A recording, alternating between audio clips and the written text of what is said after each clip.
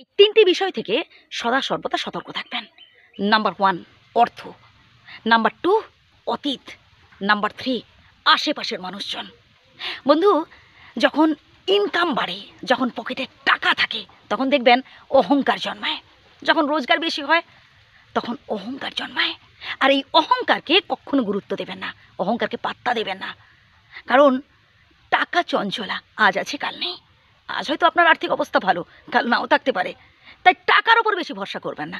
কর্ম করুন, ঠিক আছে, চাহিদা পূরণ করতে হবে, ঠিক আছে, রোজগার করতে হবে, কারণ শখ আহ্লাদ পূরণ করতে হবে, সবই ঠিক আছে, কিন্তু এই টাকার ওপর বেশি ভরসা নয়। নাম্বার 2 কি বলেছিলাম? অতীত।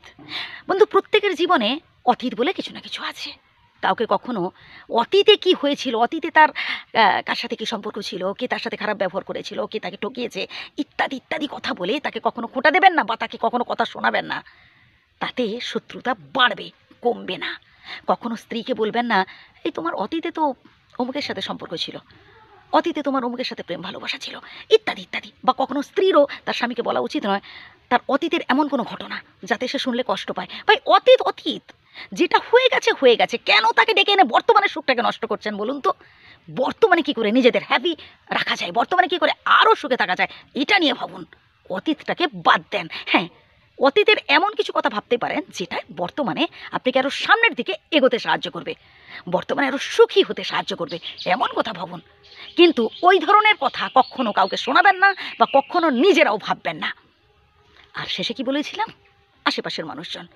বন্ধু, এই আশেপাশের মানুষজন না, আপনি যখন কোনো ভালো কাজ করতে যাবেন আপনাকে বাধা দেবে, আপনাকে ভয় দেখাবে, সমালোচনা করবে, নিন্দা করবে। বন্ধু, তারা তো আপনাকে সাহায্য করবেই না, উপরন্তু আপনাকে এমন কিছু কথা বলবে যাতে আপনি ওই ভালো ভালো কাজ না করেন, যাতে আপনি চার দেওয়ালের মধ্যে বন্দী হয়ে থাকেন, আপনার আর্থিক অবস্থা যাতে করে ভালো না হয় আরও, মানে এই চেষ্টা তারা করবে।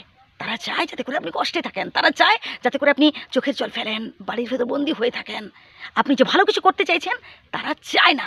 আসলে তারা তো সে অন্ধকারময় জগতে বাস করে। তারা এই সমালোচনা, নিন্দা, কটু কথা এইসব বলাতে, এইসব আলোচনা করাতেই অভ্যস্ত।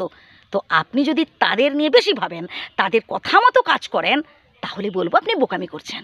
আপনি কোনোদিনও আপনার লক্ষ্যে পৌঁছতে পারবেন না। আপনি আপনাকে গুরুত্ব দেন, আপনার চিন্তা ভাবনাকে, আপনার আদর্শকে গুরুত্ব দেন। আপনি যে কাজটা করছেন সেটাই মন দিয়ে করুন। আপনি যখন আপনার লক্ষ্যে পৌঁছতে পারবেন, আপনি যখন সফল হতে পারবেন, তখন এই যে সব লোকেরা সমালোচনা করছিল, যারা নিন্দা করছিল, যারা আপনাকে কটু কথা বলছিল, আজে বাজে কমেন্ট করছিল, তারা জাস্ট চুপ করে গেছে। কথা তো বলবেন আপনি, আর ওরা জাস্ট চুপচাপ অবাক হয়ে আপনার দিকে তাকিয়ে থাকবে আর ভাববে, হায় রে, এত চেষ্টা করলাম আটকাতে পারলাম না। আর এই দিনের জন্য আপনাকে অপেক্ষা করতে হবে। Just wait.